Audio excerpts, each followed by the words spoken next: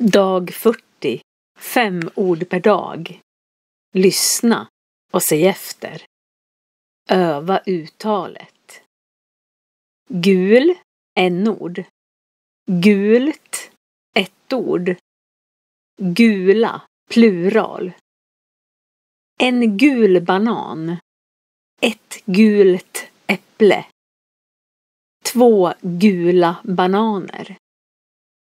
Blå, n-ord. Blått, ett ord. Blå, plural. Grön, n-ord. Grönt, ett ord. Gröna, plural. En grön banan. Ett grönt äpple.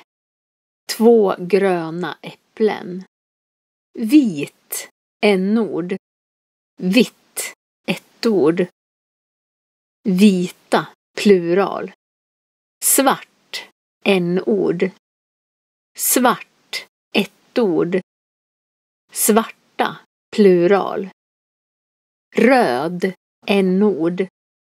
Rött, ett ord. Röda, plural. En röd tomat.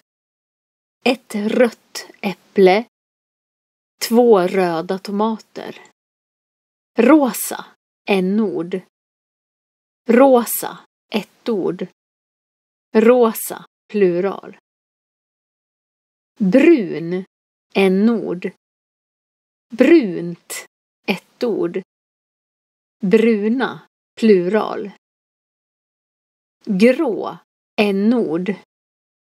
Grått, ett ord. Grå, plural. Lila, n-ord. Lila, ett ord. Lila, plural. Du kan lära dig 800 ord på 160 dagar med 5 ord per dag. A1-nivån i språk är 800 ord. Prenumerera och lär dig svenska varje dag.